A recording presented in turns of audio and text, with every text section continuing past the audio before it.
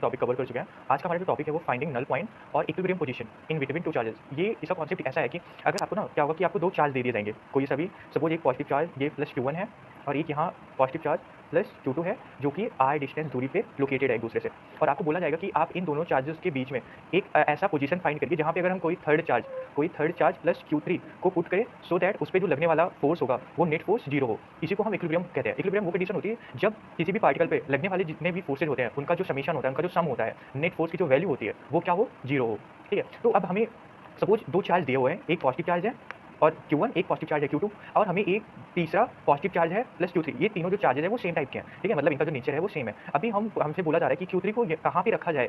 इनके बीच में भी ये पोजीशन हो सकती है, मे बी Q1 के साइड ये पोजीशन इधर कहीं हो सकती है और मे बी ये पोजीशन इधर कहीं भी हो सकती है। तो हमें ये फाइंड करना है कि Q3 को हम इधर प्लेस करें या यहाँ पे रखें या यहाँ पे रखें, कहाँ पे रखें सो दैट इस पे जो लगने वाला फोर्स है वो नेट फोर्स क्या हो 0 हो। तो अब हमें एक चीज़ तो पता है, क्योंकि Q1 अगर जो सेम चार्जेस होते हैं एक दूसरे को क्या करते हैं रिपेल करते हैं और along the line joining of both charges ये करते हैं। अगर Q3 को हमने यहाँ इनके बीच में रख दिया, Q1 और Q2 को जॉइन करने वाली जो लाइन है ये, अगर हमने सपोज इनके बीच में रख दिया, ठीक है, हमें ये नहीं पता कहाँ पे, ये हमने किसी x डिस्टेंस पे रख दिया है, ठीक है, तो यहाँ पे ये Q1 इसे क्या करेगा, ये इसको इस साइड रिपेल करेगा along the line of force और Q2 से क्या करेगा Q3 को, ये भी इस साइड रिपेल करेगा along the line of forces. अगर इसका मतलब ये किसी फोर्स F से Q1 जो है Q3 को रिपेल करेगा, माना उसको F1 फोर्स है और जो Q2 चार्ज है वो Q3 को भी रिपेल करेगा अवे, ठीक है, तो ये मान लिया हमने F2 है। अगर F1 और F2 की वैल्यू इक्वल हो जाए तो क्योंकि एक दूसरे के अपोजिट है तो इस पे Q3 पे जो नेट फोर्स जो होगा वो क्या हो जाएगा 0 हो जाएगा। तो हमें मतलब ये तो समझ में आ गया कि Q3 अगर हम इन दोनों के बीच में कोई हमें अगर ऐसा पोजीशन हम फाइंड कर लेते हैं जहाँ पे F1 की वैल्यू और F2 की वैल्यू इक्वल हो जाए तो इस पे Q3 पे जो लगने वाला फोर्स होगा वो क्या हो जाएगा, वो हमारा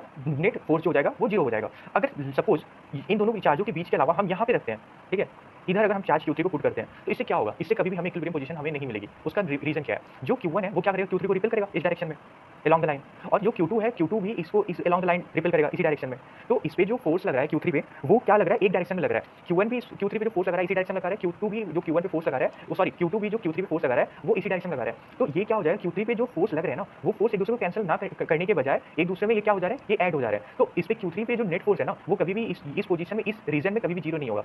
सेम यहाँ पे अगर तुम कहीं पे भी इधर भी तुमने प्लस Q3 चार्ज रख दिया तो Q2 क्या करेगा, Q3 को along द लाइन रिपेल करेगा क्योंकि दोनों का जो नेचर है वो सेम है। सेम Q1 क्या करेगा, इसको भी along द लाइन रिपेल करेगा। तो इस रीजन में भी जो नेट फोर्स आ रहा है वो क्या हो रहा है, एक डायरेक्शन में आ रहा है, ये एक दूसरे के अपोजिट नहीं है। तो ये एक दूसरे को कैंसिल नहीं करेंगे बल्कि ऐड हो जाएंगे। तो मतलब हमें ये तो समझ में आ गया, अगर 2 पॉजिटिव चार्ज है और तीसरे पॉजिटिव चार्ज को ऐसी के लिए हमें एक ऐसा पोजीशन फाइंड करना है जहां पे हमें इक्विलिब्रियम पोजीशन मिले, तो वो जो पोजीशन होगा वो हमेशा उन दोनों चार्जेस के जो मिड में ही लाई करेगा। ठीक है।